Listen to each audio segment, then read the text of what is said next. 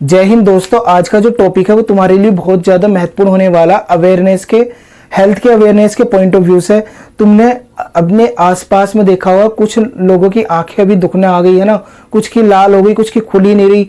तो ये सारी बीमारी क्या है? क्या ये जो आंख लाल हो रही, ये दुख रही, इन अगर हम आंख से आंख में देखते हैं तो क्या ये बीमारी फैल जाती? इन सब चीजों को आज हम डिटेल में कवर करेंगे।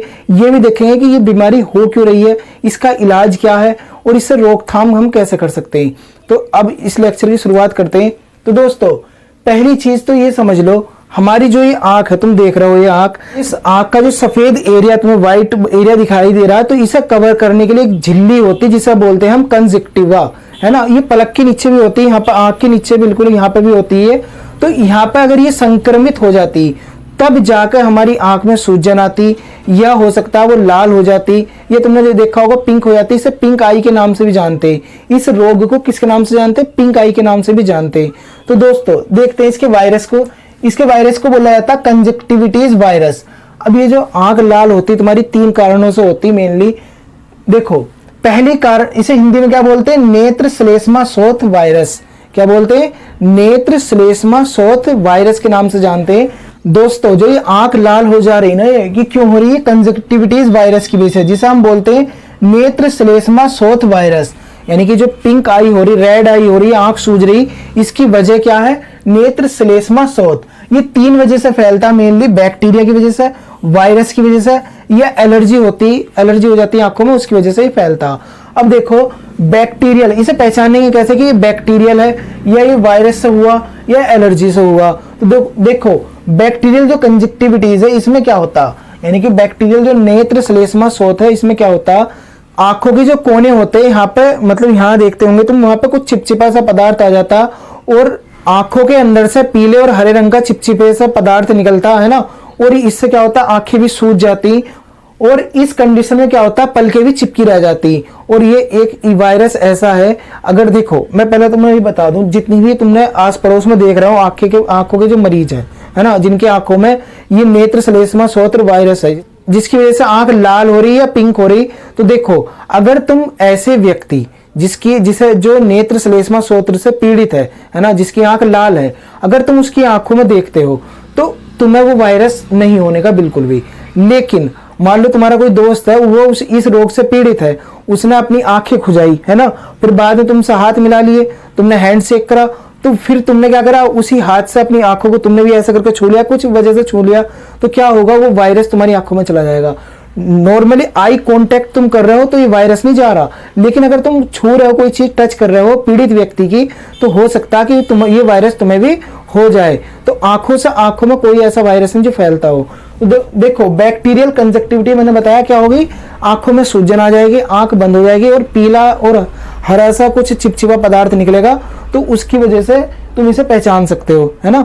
नेक्स्ट है वायरस कंजक्टिविटीज। वायरस, देखो किस वायरस की वजह से आंखों में होता है, तो नॉर्मली जैसा कोरोना वायरस हो गया, उसमें भी हो जाता है ये बीमारी है, और वेरिसेला वायरस है, उससे भी हो जाती है आंखों में ये बीमारी। इसके जो लक्षण है वे क्या है, आंखों से पानी, मतलब आंखों से पानी निकलने लगता बहुत ज्यादा मात्रा में, और आंखों के ऊपर सूजन आ जाती है और खुजली बहुत ज्यादा होती। तो ये इसके उदाहरण है। इसमें मैंने क्या बताया था, आंखों के कोने पे क्या हो जाता, चिपचिपा पदार्थ जम जाता और पीला हरा सा, मतलब गाढ़ा पानी निकलता और आंखों में सूजन आती। इसमें क्या बताया मैंने, खुजली होगी, पानी निकलेगा सिंपल बहुत ज्यादा, और पीड़ित व्यक्ति जब सूरज की रोशनी में जाता तो भी उसकी आंखों से पानी निकलने लगता। तो बैक्टीरियल हो गया, वायरस हो गया, एलर्जी देख लो। एलर्जी तो तुम्हें पता है, हर किसी को हर चीज सूट नहीं करती। कुछ चीजें जैसे क्या हो गया, धूल से आंखों में पानी आने लगता, तो इसकी वजह से भी आंख लाल हो जाती है ना। तो एलर्जिक अलग है, लेकिन ये 2 मेन है जो आजकल चल रहे हैं। तो इससे देखो बचाव के उपाय क्या हैं, ये मैंने तुम बता दी, इसके लक्षण बता दिए, इसके बचाव के उपाय क्या हैं। तुमने एक कहावत सुनी होगी, प्रिवेंशन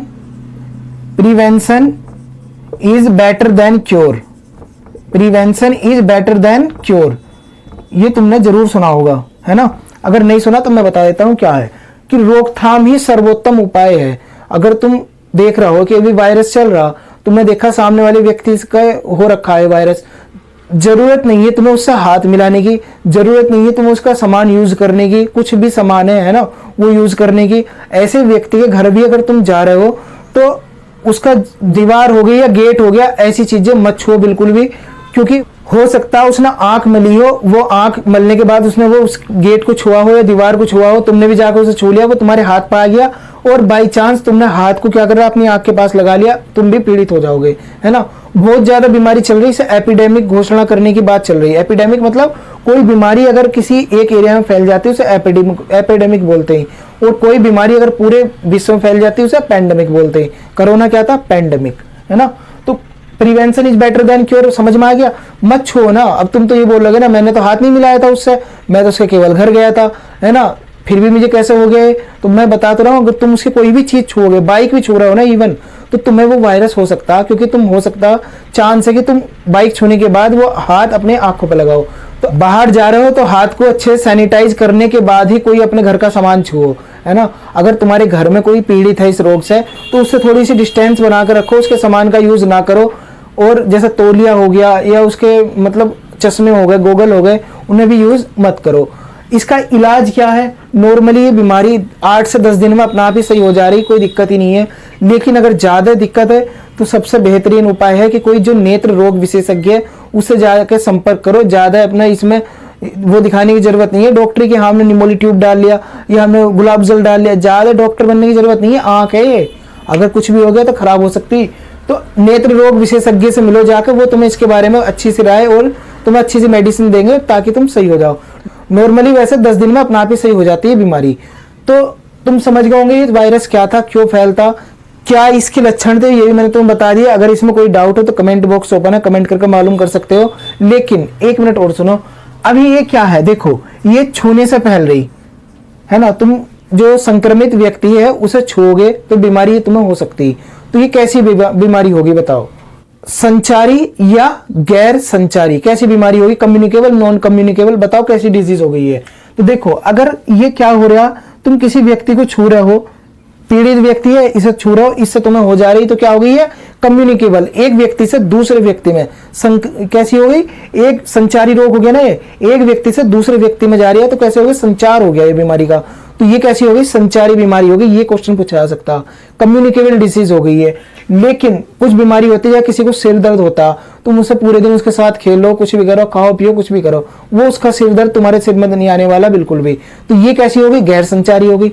जो एक व्यक्ति से दूसरे व्यक्ति में फैल जाती है उसे बोलते हैं हम संचारी रोग। तो ये कैसी हो गई? संचारी बीमारी हो गई, है ना, कम्युनिकेबल डिजीज हो गई।